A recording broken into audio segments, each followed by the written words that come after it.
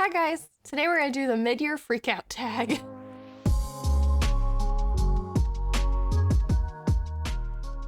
I pulled these questions from Noelle Gallagher's recent video, but somebody else came up with the tag, and once I find who that is, I will put them down below. But yeah, let's jump right into it. I can't believe we're already halfway through the year. That's crazy. It has flown by, and I've read so many good books. So the first question in this tag is, what is the best book you've read so far in 2022? I'm gonna go with an oldie but a goodie, and that is Pride and Prejudice by Jane Austen. This is a book I've been wanting to read for years, but was just so intimidated by it. But it was such a joy to read, genuinely incredibly charming. I loved Jane Austen's writing voice and her humor and like just the subtle digs at some people, and it was a delight, and I had so much fun reading this. I even tabbed it, which I never do. This is my best friend's favorite book, or at least one of them, and reading this made me feel closer to her, and I just think, all around it was such a joyful experience. This is not an unpopular opinion by any means. This is an incredibly popular book, but I think it is for good reason, and I can see myself coming back to this one again and again because it just gave me the warm fuzzies. And because I'm incredibly indecisive, I do have another answer for this question, and it is actually a very recent read. It kind of feels like cheating because this book technically is not out yet, but it will be soon, I think in July or August. And that is The Undertaking of Heart and Mercy by Megan Brennan. This was such a fun book, but it is incredibly difficult to describe. It's sort of a fantasy romance, and we follow two characters. Mercy, she's the undertaker in a town that sort of borders this former god prison named Tanria, and only Tanrian wardens are allowed to go in there. Tanria also has a weird zombie problem, and so the wardens, whenever they take out a zombie, they recover the body and bring it to an undertaker so that body can be laid to rest. And one of these wardens, Hart, finds himself at Mercy's door quite often, and they kind of have an enemies to lovers thing going on. They started off on a very wrong foot. They've just been grating each other's nerves ever since, but they unknowingly end up striking up a pen pal relationship. And I know that kind of sounds weird. How do you unknowingly strike up a pen pal relationship with someone? But it makes sense in the book. Yeah, this was just so delightfully weird. I loved the romance and like the way their relationship developed. It was very slow burn, but like in such a good way.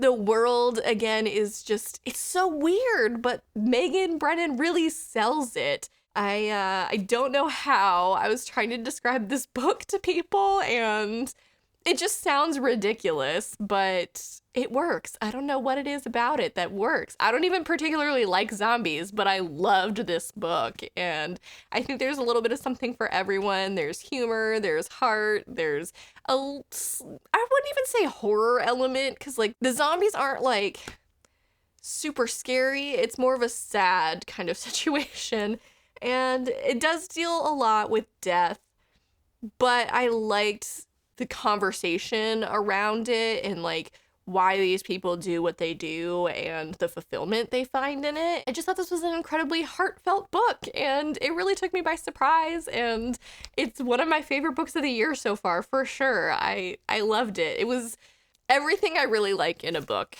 in a super weird little cute book with an adorable cover. The next question is, what is the best sequel you've read in 2022? And again, I have more than one answer for this. I have two books that are last books in trilogies, and one that is the second book in a trilogy that is not yet complete. So for that first part, I have The Burning God by R.F. Kuang and A Conjuring of Light by V.E. Schwab. These are incredibly popular series. I don't even know what I can say that's going to add to the discourse, but these were incredible. Burning God just left me feeling exhausted and a little bit empty and dead inside, but in such a well done way. This series deals with war in a way that that is unlike anything I've ever read. You feel like you're struggling along with these characters who are just kids, really, thrown into this horrible situation. The way they deal with it is so frustrating and infuriating, and at times, like, you don't even like the protagonist or, like, agree with what they're doing, but you still care about them, and I think that's a really hard balance to strike. I think we talk about morally gray characters a lot, but this truly has some morally gray characters, and it was so good. This series is not for the faint of heart, but I do think this was an incredible ending to an incredible series, and I've said incredible like 50 times in this video already. Sorry, Zach. But yeah, this very strong ending to just one of my favorite series ever. And then Conjuring of Light also had some very like emotionally wrought scenes. I cried, I laughed. I just love the characters in this series so much. I know V.E. Schwab, while incredibly popular, I think is still quite hit or miss for some people because her books aren't necessarily all written for the same audience. But I do think this series is just a masterpiece, and I'm so excited she's actually going to be doing a sequel series because these characters just really stick with you, and the relationship development between like books 1, 2, and 3, like between all these different characters just works so well. I love everyone's dynamic, and the action, like the way that it rises in book 2 and like leads into this one is just like so captivating. And like I immediately went from book 2 to book 3 because I could not give this series a break. I needed to know what was going to happen. And I think V.E. Schwab wrapped up this arc of the story in a very good way. There were some losses that really left you gutted, but there was enough that like made you feel really hopeful. I just love the characters, and this is probably like one of my favorite cast of characters in a fantasy setting that I've read in a really long time, and just the way they all came together in this book was so good. And lastly for this question, I have The Bone Shard Emperor by Andrea Stewart. This is the second book in the Drowning Empire series. And this series just like does not get enough love, and it is excellent. It is so good. I think it's so different from a lot of stuff that's out there right now. I love the sort of island East Asian inspired setting.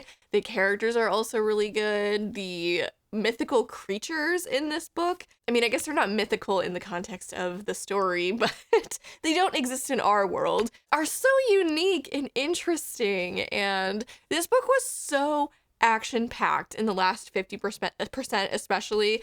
The first 50% of this book is a lot of build-up, and there's a lot of political things happening as well. But I think the fantasy elements in this book, again, are so unique and so cool, and this one just made me so excited to see where the third one goes. I don't think it suffers from that middle book syndrome that a lot of trilogies tend to have. I think this one is just as good as the first one. I just love it so much, and I don't think it gets enough love here on BookTube or on the internet in general because it is so good. The third book was supposed to come out this year, but I think it got pushed back to early next year, and I'm really sad about that, but it's fine. I'd rather it be like the best book it can be, and I'm so excited to see how this series ends. The next question is, what is a new release that you haven't read yet but want to? So first up for this one, I have Nettle and Bone by T. Kingfisher, and I'm so upset because I requested an arc of this on NetGalley and got denied. I thought it was a sure thing because this book did not have a lot of buzz around it until like more recently. I feel like a couple people have picked it up and realized how amazing it is, and I know Elliot from Elliot Brooks' channel just read this recently and said it is a new favorite of hers, which is so promising. This just has like a really fun concept. It's not quite a novella. I don't think it's short, but it's over 200 pages. I don't remember what the exact guidelines are about what determines if something's a novel or a novella. If it is a novella, it's kind of a long one. And the back says, this isn't the kind of fairy tale where the princess marries a prince. It's the one where she kills him, which I think is just an amazing tagline. And this is like a short little standalone fairy tale where a princess's sister gets married off to a really cruel king, and when the main character finds out that this man is really cruel, she sets out to save her sister. Beyond that, I don't really know a whole lot. I think there's witches, there's a chicken that is possessed by a demon, I think, which sounds just right up my alley. I've heard this is funny and dark, and I love that combination, and I think this is gonna be a really fun read. I need to read this soon. I'm so excited for it, and I'm still a little bitter that I got denied for the ARC, but it's fine. And then also I have Book of Night by Holly Black. I know this hasn't been getting the best of reviews, but I think Holly Black is kind of like a ride or die for me. Even if this isn't like exactly what I hoped it would be, I'm still very open to what it is going to be. But we shall see. I might end up giving this a really low star rating as well. Who knows? But I am still excited to read it. I know it's going to be very different from the Cruel Prince series, but I'm okay with that. So yeah, I'm excited to read it. My expectations are definitely tempered, but I do want to read it soon. The next question is, what is your most anticipated release for the second half of the year? Guys, this is so hard. Straight off the top of my head, Blood Marked by Tracy Deonn, probably my most anticipated book, especially my most anticipated sequel for sure. Legend Board was amazing. It was one of my favorite reads of last year, and I've been dying for this sequel. I need to know what happens. It's a King Arthur sort of inspired story, but set in, I think it's North Carolina, with a black teen main character, and it's just an amazing combination of elements, and it is such a magical and unique series, and I need that sequel like now. We also have Babel by R.F. Kuang. I keep wanting to say Babel, but she has confirmed it is pronounced Babel. This, I believe, is a standalone written by the same author as The Poppy War, which I just talked about a few questions ago. She is such a talented writer. I will literally read anything written by this woman. I don't know like the full scope of this novel other than it deals with a Oxford student who is Chinese, sort of reconciling the racism in academia, and it just sounds incredible. And again, I'll pretty much read anything else by her. We have Carrie Soto is Back by Taylor Jenkins Reid. Love her. Will pretty much also read anything by her. She does historical fiction really well with really captivating characters. Carrie was not my favorite in Malibu Rising, and I don't super love like sports fiction, but I have faith in Taylor Jenkins Reid. I'm sure I'm missing some, but we're gonna move on or I'll be here all day.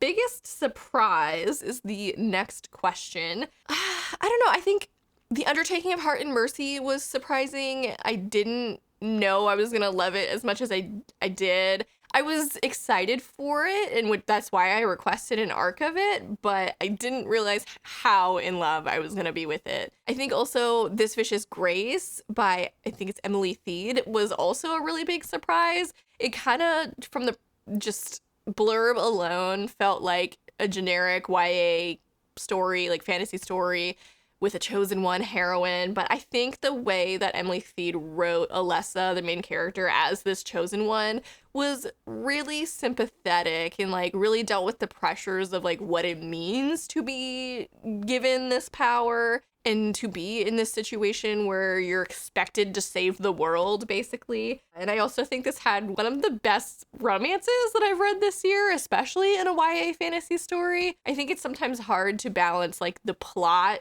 and keep that really engaging while also slowly developing a relationship between characters that you're just like rooting for, especially in one book. So I think she did an incredible job. This book I was not expecting really anything out of and really had a fun time with it. Even got my best friend to request the arc and read it as well, and she loved it too. So that was a lot of fun.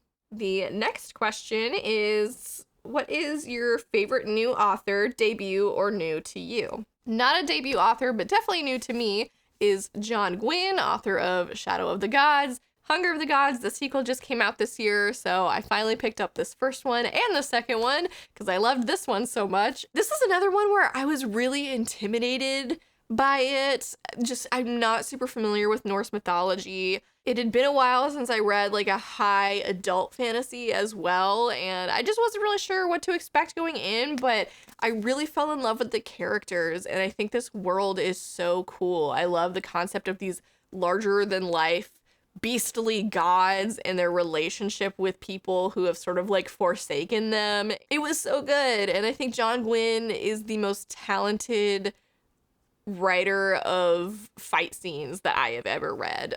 It's really hard, I think, to keep fights engaging, and he just did it in like so many different ways. You have like these one-on-one fights that are just really intense and you're holding your breath. You also have these fights against like warband versus warband, and it's just chaos. Then you have these kind of Witcher-like fights between humans and beastly characters, and he just handled them all so well and kept it really engaging and fun. Again, I went right from this one to the sequel, and I have Malice, which is the first book in a different series of his, and I can't wait to pick that one up and read his backlist. He's definitely surprising. Also, I don't know if you can tell from my list of books so far, or if you've been watching my channel for a while, I typically tend to read female authors. This isn't necessarily a conscious choice, it's just the stuff that I'm drawn to. And I think John Gwynne did a really good job of writing female characters, especially in fantasy. Sometimes the way guys write is super cringy. This was not the case with John Gwynne. I think he wrote really well-developed female characters, and I'm just very happy about that. The next question is, who is your newest fictional crush? Gotta be Dante from This Vicious Grace by Emily Thied. I just talked about this book, obviously. Alessa is our main character, but Dante is her bodyguard, and I love a bodyguard trope so much.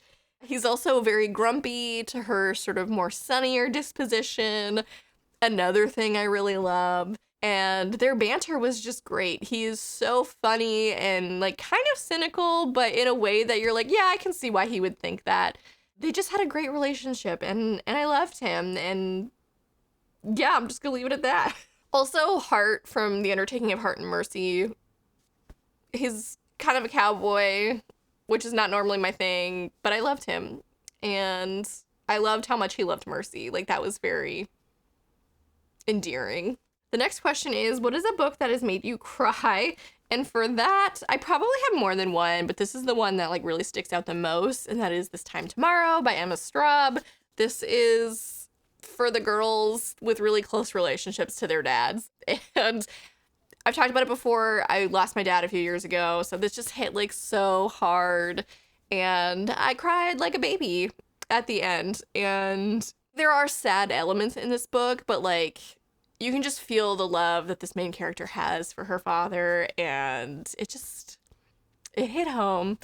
I don't necessarily think this is a book for everybody, or that will make everybody cry, because I don't think it's not like trauma porn. It's not overwhelmingly devastating. It just has a couple moments that just really hit you emotionally, and that really worked for me. So this is like a time travel book in which a 40-year-old woman ends up waking up on her 16th birthday kind of again and again and again, and she is trying to save her father basically in her current time. So really heartfelt, really emotional. I cried like a baby. The next question is, what is a book that made you happy? Just gonna get it out of the way. Again, The Undertaking of Heart and Mercy. I feel like this is like my answer for half the questions so far, but this book just made me smile, even through like the more actiony scenes. It was funny, it was heartfelt. The relationship between Heart and Mercy was just like, it made me feel warm and fuzzy. Which I never thought I would say about a book with zombies in it. And my other answer for this is Book Lovers by Emily Henry, which is probably a very popular answer to this question. This just came out in May, and I read it immediately because Emily Henry is just, it's like self-care. Like, it just makes me feel so happy to read her books. Even when they deal with kind of heavier topics, the way that she handles them, I think, is done so well. And just by the end, it's like happy tears. I loved Nora in this book. I loved how like unapologetically independent she was. The shenanigans in a rom-com make me happy. The relationship between her and her sister was just really heartfelt. The relationship between her and the love interest, Charlie, was so cute. Again, I live for banter. I live for good banter. So this book has it in spades. And I want to reread her books all the time, and they are the standard for rom-coms for me. The next question is, what is the most beautiful book that you've bought so far or received? Once again, I have two for this, and they're both Fairy Loot editions, actually, because they just have the most beautiful books. I love them so much. First up is Daughter of the Moon Goddess by Sue Lynn Tan. This is the UK edition. I do also really love the US edition. I did not think I was gonna like the Fairy Loot edition as much as I did, because like when you take the plain UK edition and the plain US edition, I actually do like the US edition more, but I think the customizations that Fairy Loot made to this book are just so beautiful. They changed the colorway, so it's more of like a nighttime theme. And then they have these digitally sprayed edges that just really connect the front and the back artwork on the dust jacket. And it's just like, that's stunning. I'm not the type of person that faces their sprayed edges out on a shelf, but this makes me want to, you know, like that's just so beautiful. There's also really pretty end paper art. And I'm a sucker for that. So I think this is a stunning edition of a beautiful story. And it's always really nice when you read a book that is very pretty and you end up loving it as much as you love the artwork. Because sometimes you pick up a really pretty book and it's just disappointing. But this was not the case. This is a fantastic book and a really beautiful edition. And then I literally just got this yesterday, is their newest adult fantasy choice, and that is Her Majesty's Royal Coven by Juno Dawson. This is not going to be for everybody, but once again, we have a customized UK edition. I believe the original is more of this hot pink color. I love yellow. And this is like highlighter yellow, and I freaking love it.